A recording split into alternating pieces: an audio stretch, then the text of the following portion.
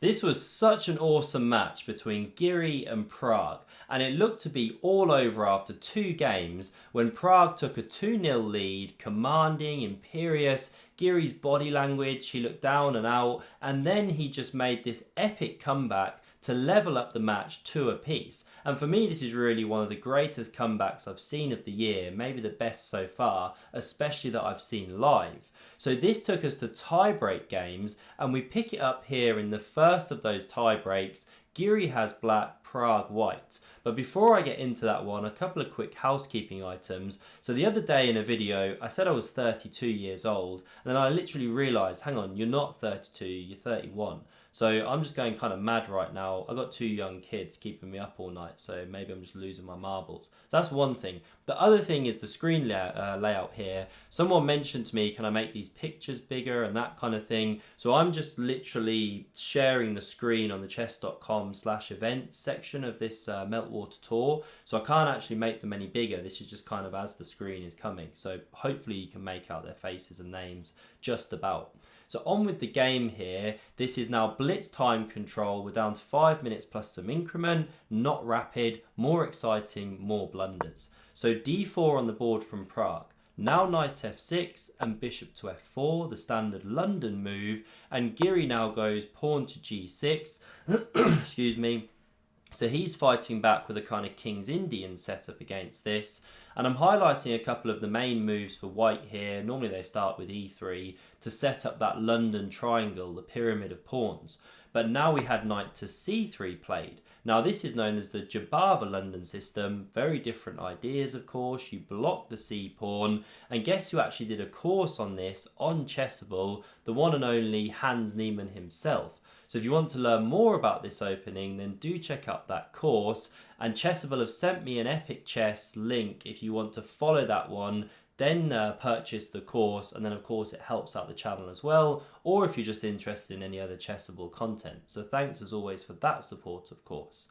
So after knight c3 here, now we had d5, staking a claim in the centre, and Giri's not afraid of knight to b5 here, hitting this weakness, because you can always go knight a6 to cover it. Looks a bit passive, but c6 is coming, and then you can bring the knight back in. So instead e3 was played, now bishop g7, and now h4 from Prague, very aggressive stuff, and Giri shuts that one down with pawn to h5.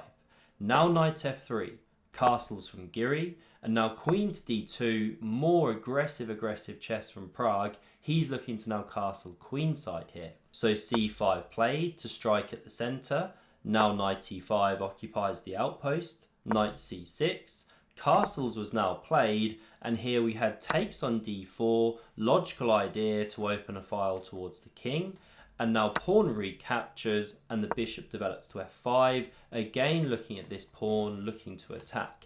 And now the next move from Prague is a surprising one, because usually when you've got kings castled on the opposite flanks, you want to just attack the opponent's king as quickly as you can. It very often becomes a race. So f3 is the main move here, best move with the engines, very logical idea. Long term you want to go g4. And then a line could go something like this, queen a5, and game goes on, okay.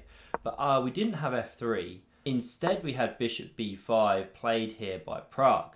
But the problem with this is you're playing on the side of the board where Giri wants to attack, and you're just helping him open lines. So now the knight jumped to b4, looking at that sensitive c2 pawn in combination with the bishop. And do you really want to now retreat and defend like that? Not only have you lost the tempo, but black can take here, good game. So instead bishop a4 was played to cover the pawn, but now pawn b5. Very thematic idea, just chucking a pawn to open lines, generate an initiative and an attack. Now if you drop the bishop back, it's the computer's favourite move. Well then a5 can come. And okay, white can carry on playing with a3, but of course this just looks really scary. Black's so much further ahead in the attack, doing well. So the bishop took on b5, Prague takes the plunge. And now there are different good moves here for Giri, but he goes for queen to a5, immediately threatening this pawn. So a3 was played, and now Giri had the right idea but wrong execution. So he didn't want to retreat this knight, he wanted to keep the initiative going, but he did it in the wrong manner. So he should have gone rook a to b8, pressuring this bishop.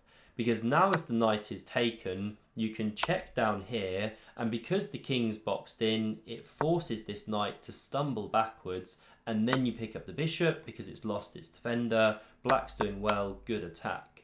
So rook a b8 best, but we didn't have that from Giri. He went rook f to c8. Another logical idea to bring firepower to the attack, but now white can actually take that piece. And yes, you get this check, but after the knight blocks, well, you're not picking up this bishop, so black is a piece down now. And this is the story of the day for Giri. He was taking risks. So he now goes knight to e4. Now technically starting with a5 was best here, but knight e4 played, okay. And now Pragg makes a blunder in this position. He puts the queen on the wrong square. But to help you understand this one, we need to understand black's plan. So black wants to go pawn to a5, rip open the a file, and then bring a rook to a2, where it will then converge on this pawn with the queen, and that's a very hard threat to stop. So that's why the queen, the white queen, actually needs to come to e3 here to be able to swing across to b3 and defend the king. But after it comes to e2, well, now we have a problem, because after pawn a5, we get knight c6 played, looking for counterplay to check here, etc. But takes was played anyway, ignoring those threats, just single-mindedly looking to bring down the rook. And we had checks played here. If you take on b4, by the way, to cover this a2 square, well, there's a lot of decent moves for black, as you can imagine. I mean, look how many pieces are in the attack. But this is a really beautiful one I want to show you, and it's knight to c5 here. Just an awesome attacking idea. So let me just show you the threat for a second. Say you make a random move a rook. Well, can you spot the mate in one? Okay, I'm hovering over the knight. I've kind of given it away. There's knight to b3 check, using the fact that the pawn is pinned, and also you stop the king coming out here. So to play against that checkmate threat, well, this is why you'd have to go something like queen to e3 or f3, once again cover the third rank, but then you could bring the rook up here, attack the bishop, just continue the attack. Oh, and by the way, if you take that knight, sorry, missing the obvious, well, then you open up this dark squared bishop. This is really beautiful, and the whole thing's now collapsing. You take here with check, the bishop's also dropping, just game over. So I love that knight c5 move. Anyway, we didn't have the pawn taken on b4. Instead, we had the counterplay move from Pragg. Of course, you do this in a blitz game. The king moved, and now you can take here or here. It doesn't actually matter. We had takes on f5 played, and now rook a2 came, this unstoppable threat. And what do you actually do about this pawn? It's just impossible to defend. So we had rook d3 to give the king some room. The queen crashed through, king moves, and now we had takes here with check. So we've got the piece won back for Giri and a raging attack. Now the bishop blocked, and now you could take with this rook here. This looks the most obvious and is actually the best move. Instead we had takes with this one, but it's still good enough. Queen e3, and the knight crashes through with check. King goes, and now multiple winning moves. Just to show you Giri's move, Giri's idea, which looks really weird on the surface of it. So if he takes on d3 with check immediately here, then the bishop can recapture. There's a bit of a skewer going on here. It's actually still fine for black. I mean, you can take here with check, for example, and so on. But instead, what Giri wanted to do, he goes this rook e8 move because he wants to decoy this bishop. Because if the queen takes, well, now we take here with check. Sorry, not that one. Queen takes with check. Then the rook blocks, and now we checkmate. So the queen has to stay with the bishop. This is Giri's idea. So the bishop takes the rook instead. But now when you take with check, well, the bishop can't recapture. Queen has to go, and then we take here. This was the whole idea behind the sequence. So the king moves, and now here Giri just plays very simply. He had better options, but bang, take the queens off, take the rook, and this is just the one endgame because you've got an exchange up and two pawns, okay, just completely over. So we had a resignation from Pragg.